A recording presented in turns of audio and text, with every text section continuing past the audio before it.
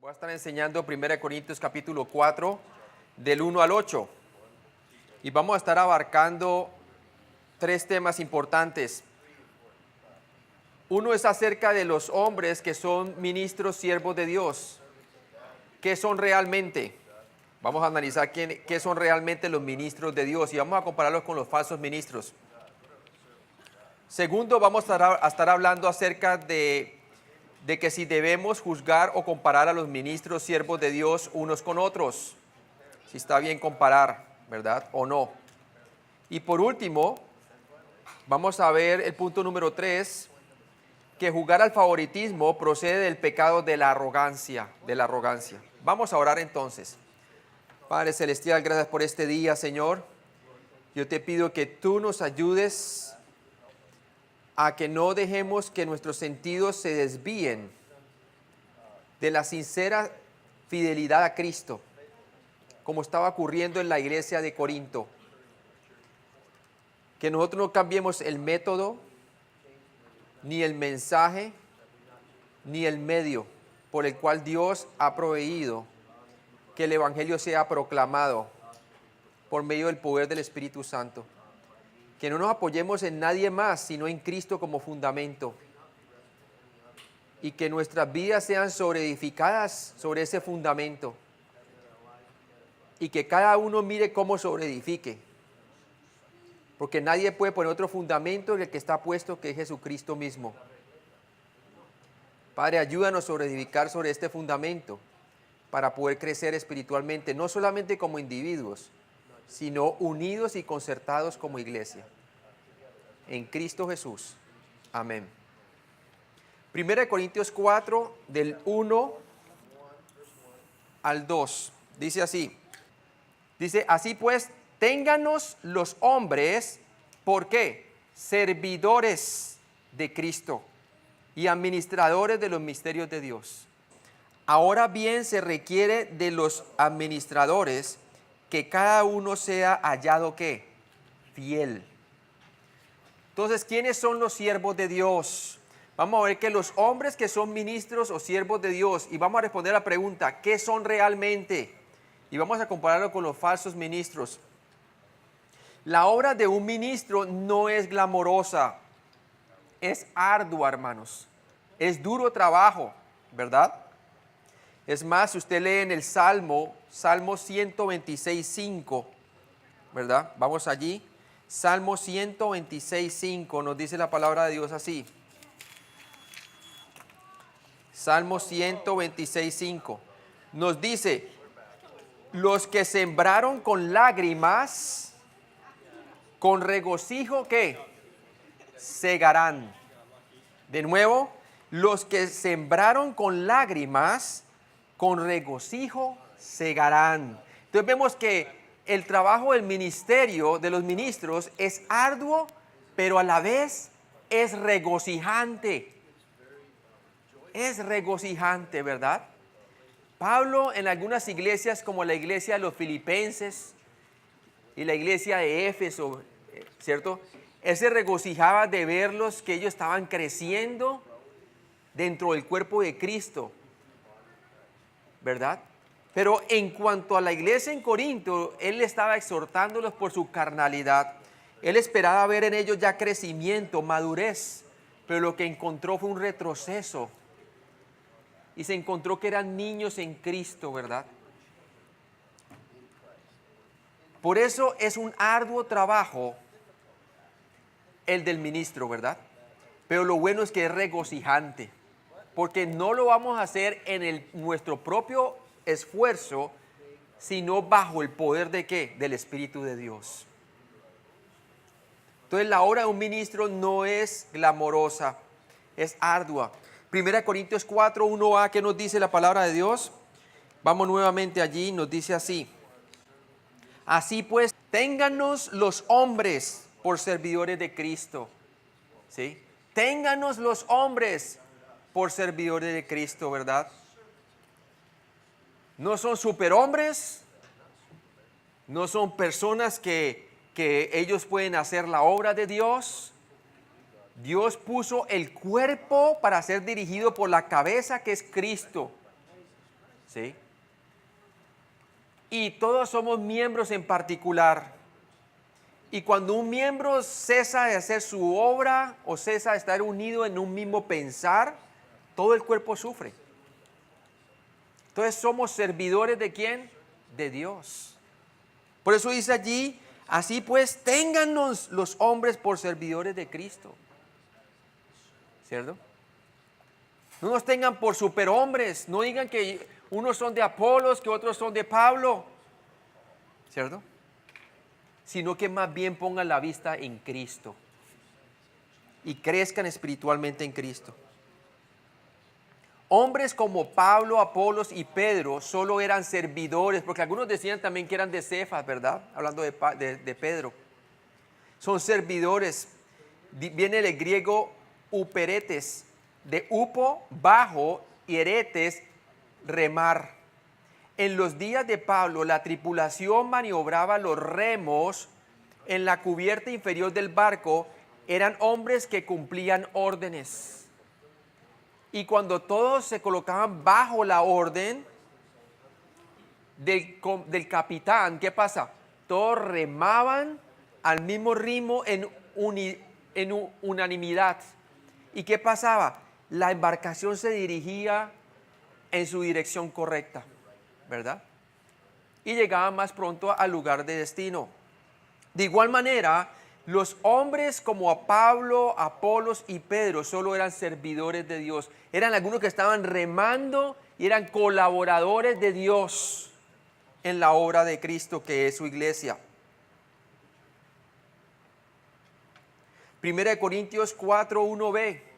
Pablo, Apolos y Pedro eran administradores, del griego oikonomous, el siervo encargado de manejar el hogar familiar, de los misterios de Dios.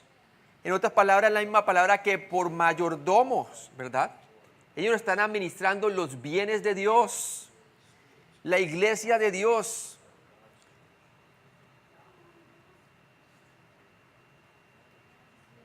Los ministros debían ser, ¿qué entonces? Ser confiables, ¿cierto?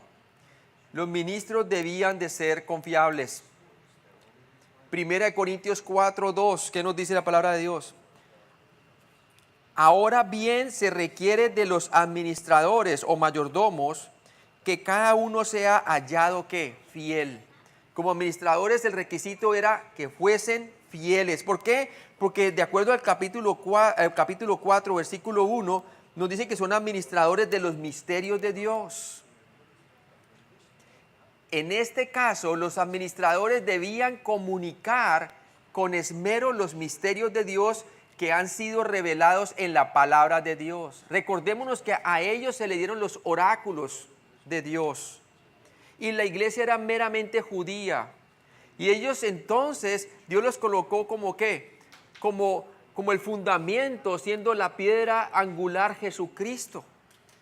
Y a través de ellos y a través de su don de profecía que tenían ellos como apóstoles, ellos nos dieron la palabra de Dios que usted tiene en el Nuevo Testamento. Todas las epístolas son para la edificación del cuerpo de Cristo, para que todos crezcamos y lleguemos a la estatura de ¿qué? De Cristo.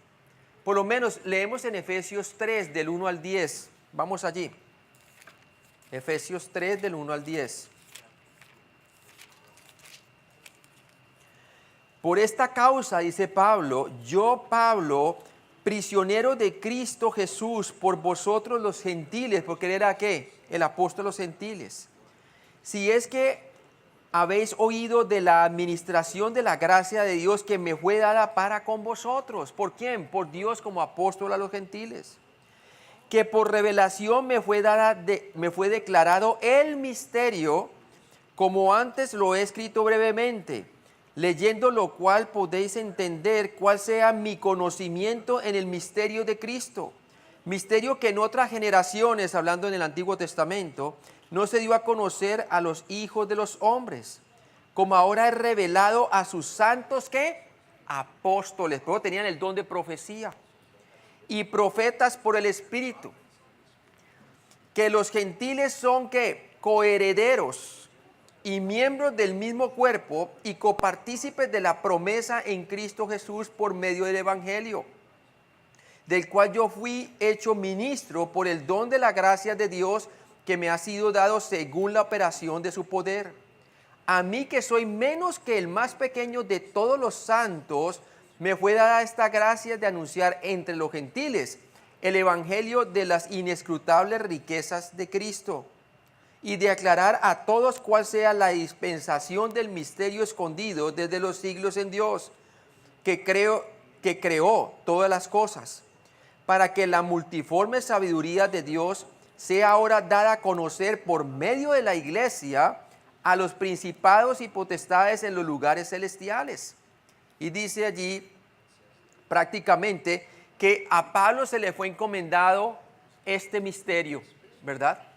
Sabemos que a Pedro era el apóstol, ¿a quiénes? A los judíos, ¿cierto? Aunque él abrió la casa de Cornelio, ¿verdad? El primer gentil. Pero a partir de allí en adelante, Pablo fue llamado a alcanzar toda Europa, a los gentiles, con el evangelio de Cristo. Entonces a ellos se les dio administrar los misterios de Dios y poder revelar por medio del Nuevo Testamento, ¿cierto?, todo lo que es referente a la iglesia, a la dispensación de la iglesia, para que nosotros podamos conocerlo. Otra referencia está en Colosenses 1, del 25 al 26. Colosenses 1, del 25 al 26. Dice así: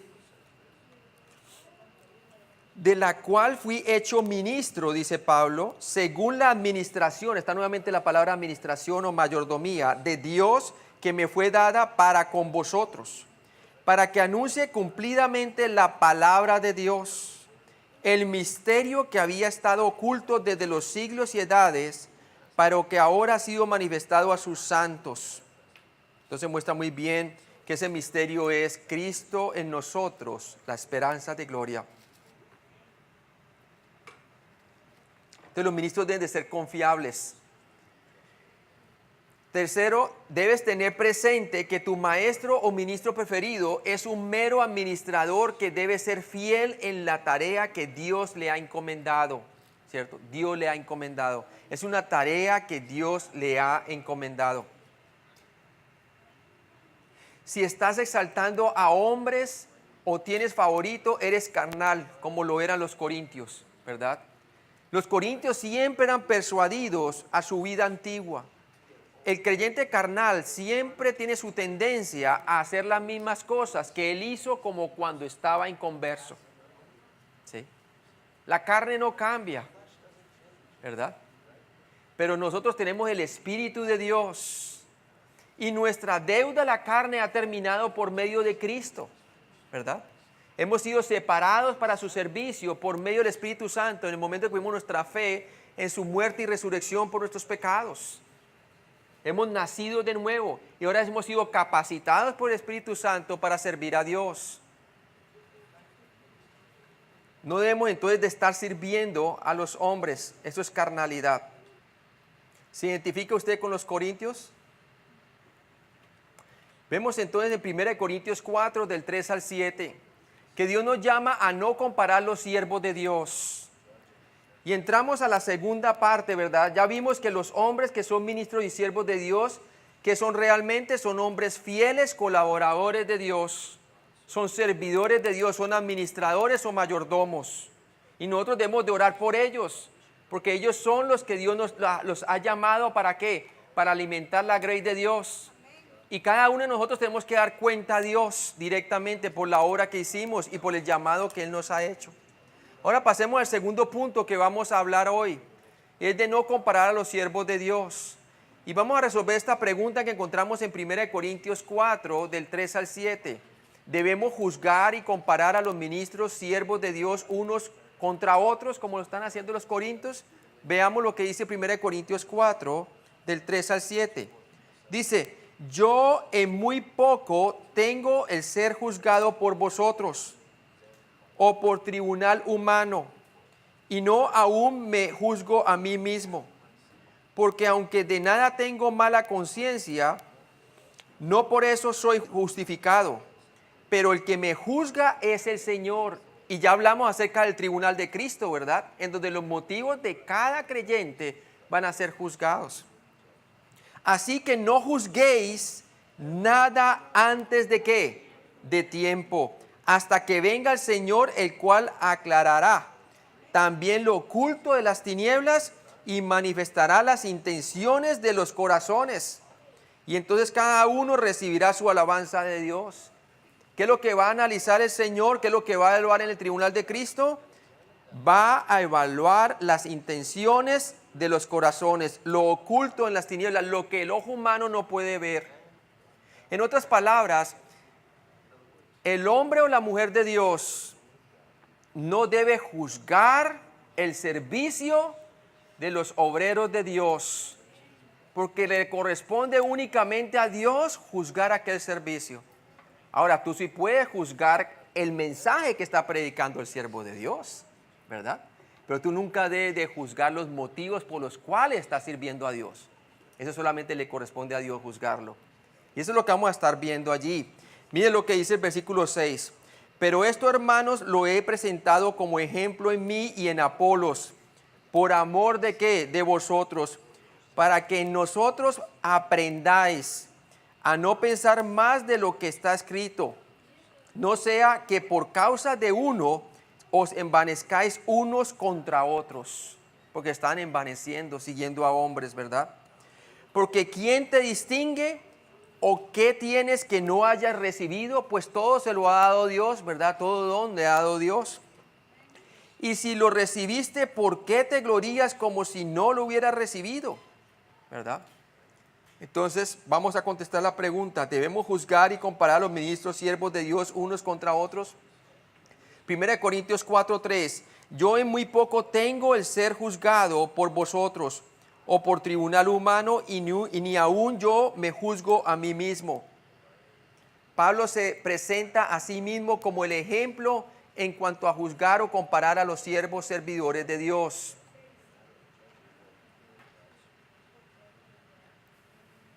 1 Corintios 4:3a. A Pablo no le inquietaba lo que los corintios pensaran de él. Acordémonos que él estaba sirviendo a Dios y no a los hombres. Porque desde el momento en que él temiese qué es lo que los hombres opinasen de él, en ese momento ya dejaría de ser siervo de ¿qué? De Cristo, ¿verdad? Y lo vimos en Galatas 1:10. Pablo no es arrogante, ni dice que está por encima de otros hermanos o ministros, otros cristianos o aún ciertos incrédulos. Lo que dice es que cualquier veredicto humano sobre su vida carece de relevancia, incluido su propio veredicto, ¿verdad? Aquí lo que interesa es lo que Dios va a evaluar en el tribunal de Cristo, no lo que el hombre diga aquí en la tierra. 1 Corintios 4:3b. Y dice allí, yo en muy poco tengo el ser juzgado por vosotros o por tribunal humano, y ni aún yo me juzgo a mí mismo.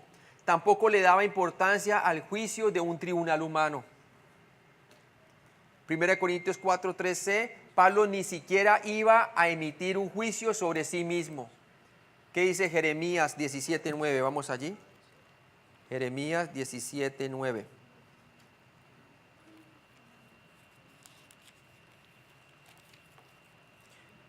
Dice, engañoso es el corazón más que todas las cosas y perverso, ¿quién lo conocerá?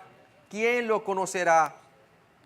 Los corintios no debían de estar juzgando los motivos del servicio de Apolos, ni tampoco el de Pablo, ni tampoco el de Cefas, ¿verdad? Deben dejárselo eso a Dios. 1 Corintios 4:4a. Nos dice allí, porque aunque de nada tengo mala conciencia, no por eso soy justificado. Aunque no tenía conciencia de haber hecho algo malo en su ministerio, se dio cuenta que eso no lo eximía de culpa. Mateo 7 del 21 al 22, vamos allí.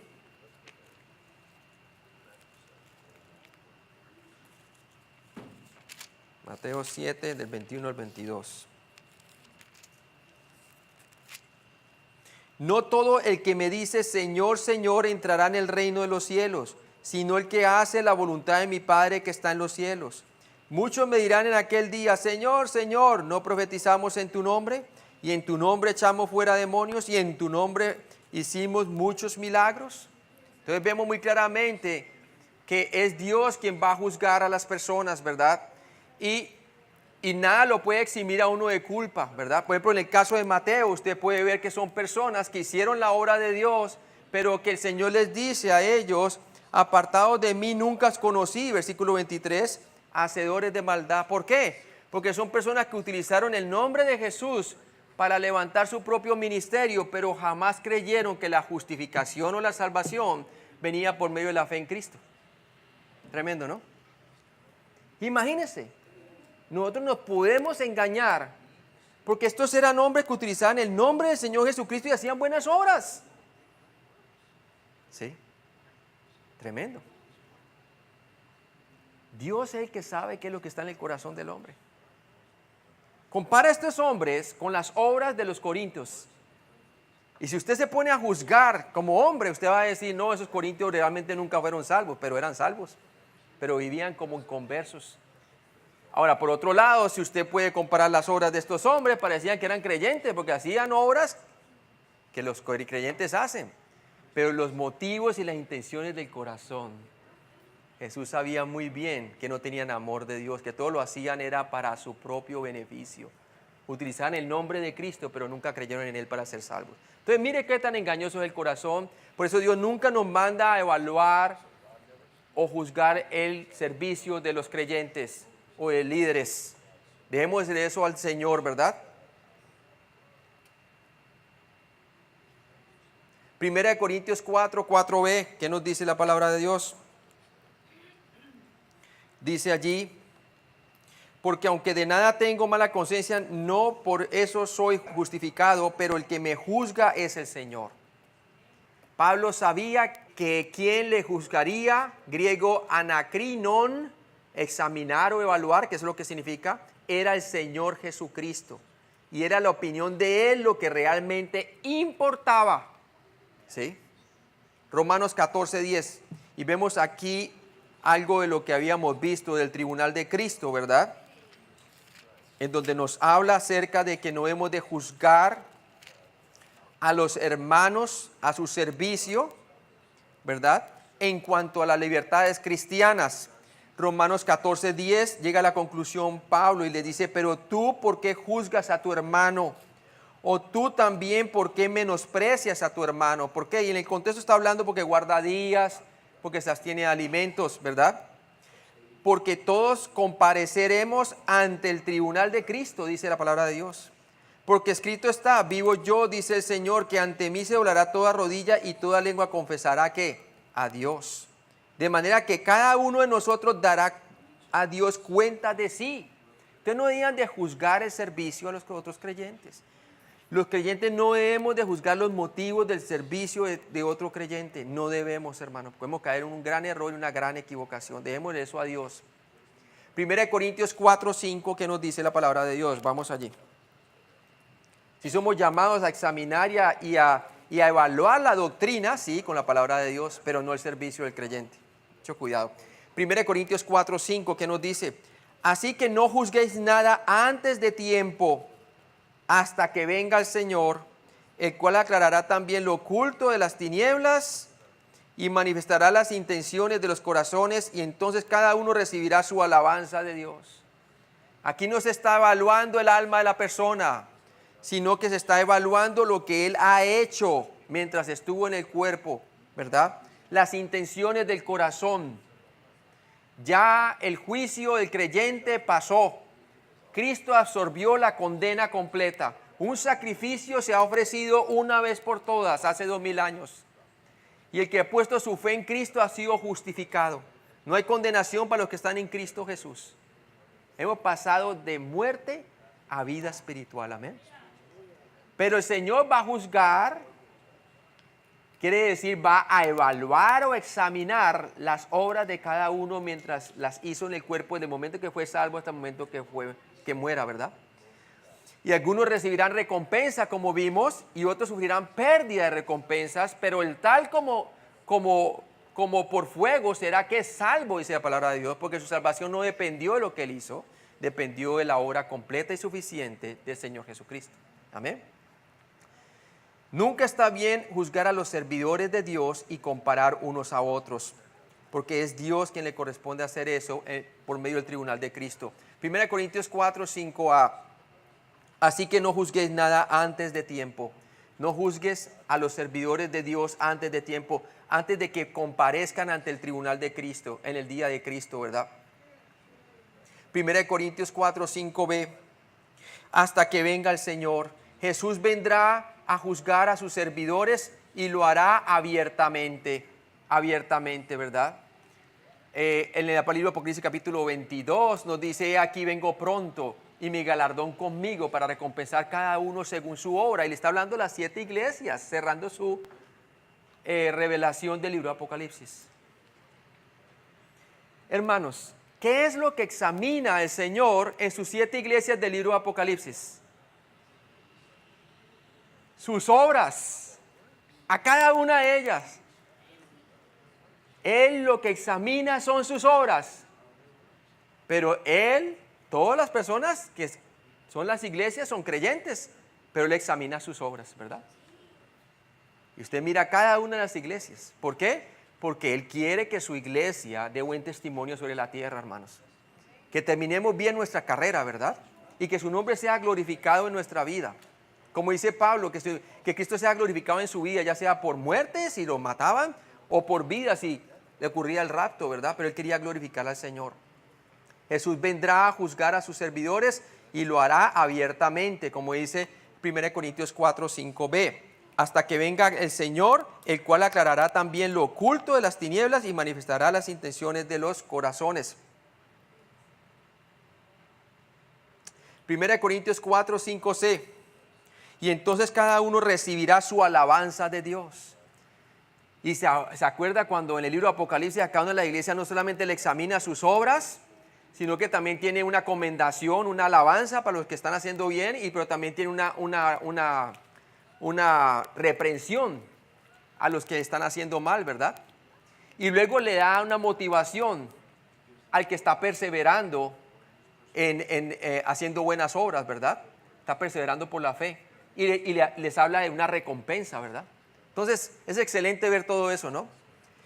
Su juicio expondrá la verdad en cuanto a su gente. Él sacará a la luz las cosas ocultas por las tinieblas, lo que nosotros no podemos ver. Se refiere entonces a los motivos, los pensamientos, las actitudes interiores que solo Dios puede conocer. El hombre no puede ver si no lo ve afuera, hermanos.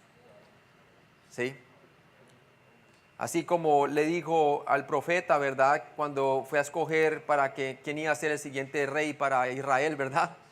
Y estaba mirando a alguno de los hijos de ¿cómo se llama?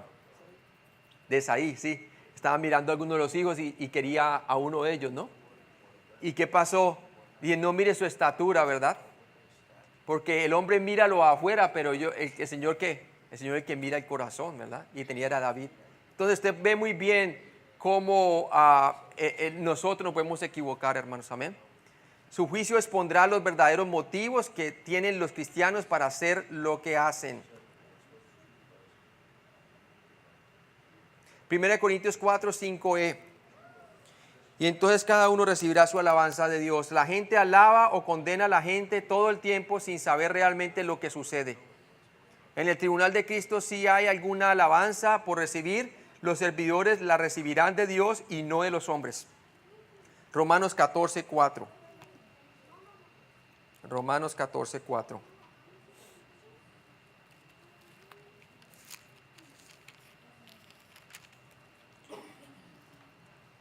¿Tú quién eres que juzgas al criado ajeno? Dice. Para su propio Señor está en pie o cae, pero estará firme, porque poderoso es el Señor para hacerle estar firme. ¿Sí ve? Entonces no hemos de juzgar a los hermanos, ¿cierto? Ni el servicio de los hermanos. Si él cae, cae para su Señor.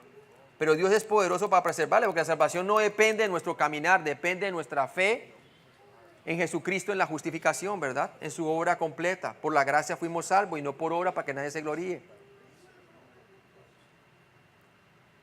1 Corintios 4:6. Dice allí, pero esto, hermanos, lo he presentado como ejemplo en mí y en Apolos por amor de vosotros. Qué bonito tener un ejemplo que pueda respaldar nuestra palabra y nuestro mensaje, ¿verdad? Pero qué penoso cuando no tenemos el ejemplo, ¿verdad? Porque entonces no tenemos autoridad. Pero qué bueno que Pablo, hermano, él está colocando como ejemplo junto con Apolos. Y por eso dice, por eso, hermanos, lo he presentado como ejemplo en mí y en Apolos por amor de vosotros, para que nosotros aprendáis a no pensar más de lo que está escrito, no sea que por causa de uno os envanezcáis unos contra otros. ¿Sí? Y vamos a ver que esta iglesia en Corinto era una iglesia que le faltaba de amor, tenía dones, pero ninguno de ellos era regulado por el don por excelencia, que es el amor, que solamente lo puede dar una comunión por el Espíritu Santo, ¿verdad? Aunque Pablo se compara con Apolos en el capítulo 3, versículo 4 al 9, él no estaba juzgando a Apolos, simplemente se estaba colocando como ejemplo juntamente con él. Alguien podría juzgar a Pablo por hacer exactamente lo que había dicho, que no se hiciera en el capítulo 4, 5, de modo que explicó la diferencia en el contrastar para el bien de la enseñanza, o bueno, y contrastar para el bien de juzgar el favoritismo carnal o el pecado, ¿sí? Así como él no se favorecía por encima de otros, ni tampoco Apolos sobre otros, de igual manera debían de hacer ellos, ¿verdad? Pero ellos sí estaban haciendo, ¿qué? Favoritismo, lo cual es carnal y es pecado, carnalidad. 1 Corintios 4, 6a. Pero esto, hermano, lo he presentado como ejemplo en mí y en Apolos por amor a vosotros. Pablo no se estaba comparando con Apolos, más bien estaba usando sus ministerios como ejemplo. Griego metaschematizo, figurativamente de meta, que significa cambio, y shema, forma, y de manera indirecta para que pudieran entender su preocupación. Lo he presentado como ejemplo en mí y en Apolos por amor a vosotros, ¿cierto? Ellos tenían diferentes ministerios, pero Dios entonces estaba actuando juntamente con ellos porque el uno complementaba al otro. Ninguno de ellos se creía suficiente, ¿sí? Así como, hermano, ninguno de nosotros es suficiente. Todos necesitamos de uno al otro, por eso la iglesia es un cuerpo. En 1 Corintios 4, 6b, dice allí, dice, para que en nosotros aprendáis a no pensar más de lo que está escrito, no sea que por causa de uno os envanezcáis unos contra otros. Él ha usado a Apolos y a sí mismo como ejemplo para mostrar que no debemos ir más allá de la palabra de Dios escrita en comparar a los siervos de Dios y preferir unos sobre otros. 1 Corintios 4, 6c. Así que no lleguéis a ser arrogantes de parte de uno de los servidores de Dios sobre y en contra de otro, ¿verdad? ¿Por qué, hermanos? Los siervos fieles de Dios deben ser tratados con respeto, solo dentro de los límites establecidos por las Escrituras. Respeto y remuneración, también dice la palabra de Dios. Y usted lo puede leer por su cuenta en 1 Tesalonicenses capítulo 5, del 12 al 13, 1 Timoteo 5, 17 y Hebreos 13, versículo 7 y versículo 17.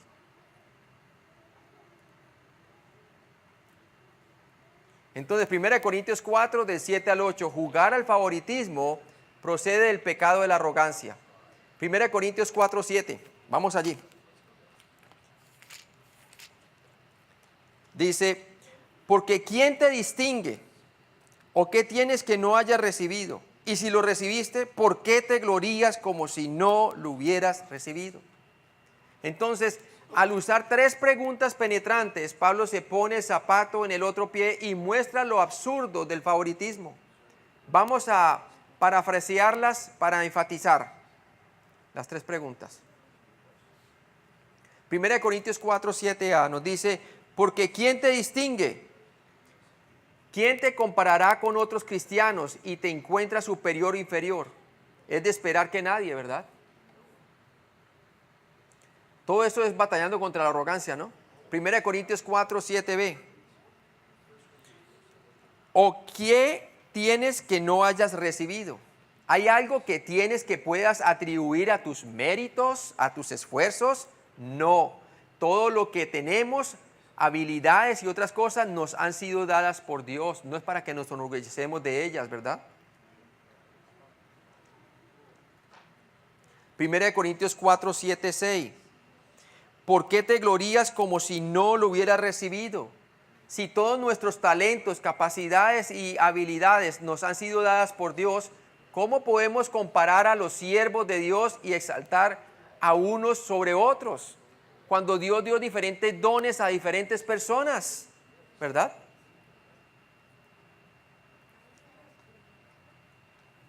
Primera de Corintios 4, 8. ¿Ya estáis saciados? ¿Ya estáis ricos? ¿Sin nosotros reináis? Y ojalá reináis, para que nosotros reinésemos también juntamente con vosotros. Aquí Pablo comienza a hablarles a ellos irónicamente, ¿verdad?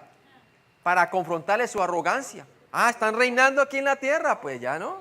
Superiores a los demás, pues, ¿no? Pablo cambia ahora el tono y usa el sarcasmo. Cuando alguien es orgulloso, lo que comunica es ira sarcástica.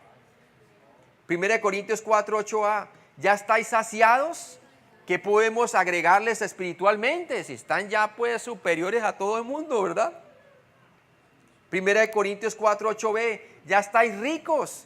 ¿Cómo podemos beneficiarlos ahora, pues?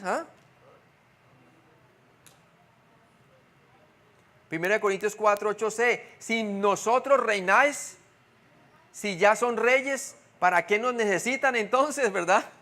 Están reinando ya en la tierra, ya pues ya recibieron su recompensa antes de tiempo, ¿no? Tremendo. 1 Corintios 4, 8d. Dice ahí la palabra de Dios. Dice, y ojalá reináseis para que nosotros reinásemos también juntamente con vosotros. Aquí sus declaraciones muestran que estaban usando el sarcasmo en estas afirmaciones huecas. Y ojalá reinaseis para que nosotros reinásemos también juntamente con vosotros, ¿verdad? O sea, Pablo realmente le está burlando de su manera de pensar tan absurda por su orgullo, ¿verdad? Pablo no estaba hablando de reinar en el reino de Dios. Eso es en el futuro, como lo vemos en Apocalipsis capítulo 5, versículo 10, capítulo 11, 15 y 24, el reino milenial. Él está hablando del hecho de que reinamos en vida, en la esfera de la gracia, cuando andamos según el Espíritu. Romanos 5, 17. ¿Qué nos dice ahí? Vamos allí, a Romanos 5, 17.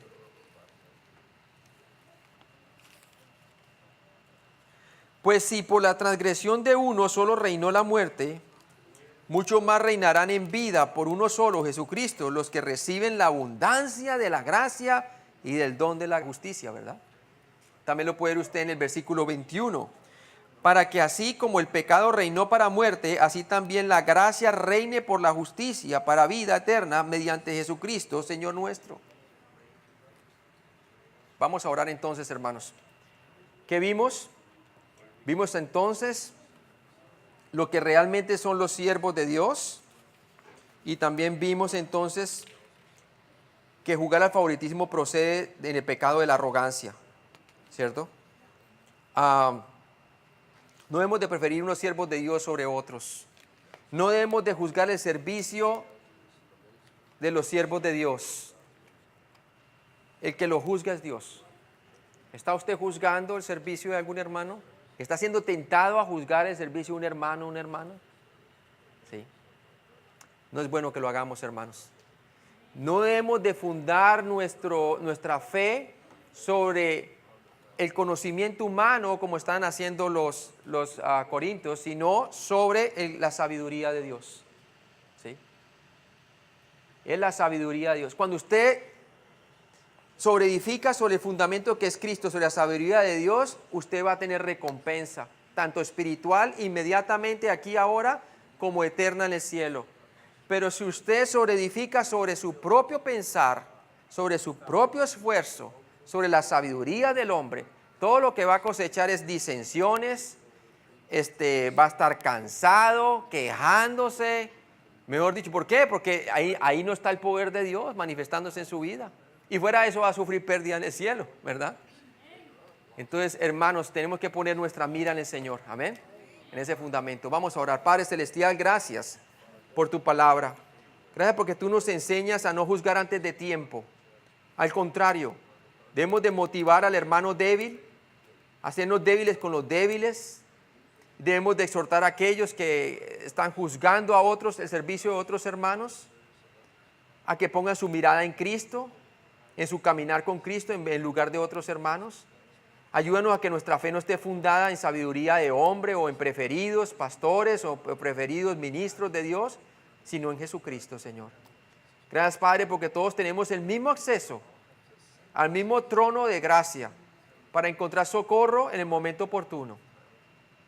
Padre, yo te pido que tú nos ayudes entonces a que nosotros podamos tomar tu palabra por la fe y de esta manera agradarte a ti y obtener el fruto del Espíritu Santo aquí en la tierra y la recompensa en el cielo, Señor. Ayúdanos a terminar bien nuestras carreras mirando hacia Cristo, el autor y perfeccionador de nuestra fe. En Cristo Jesús te lo pedimos. Amén.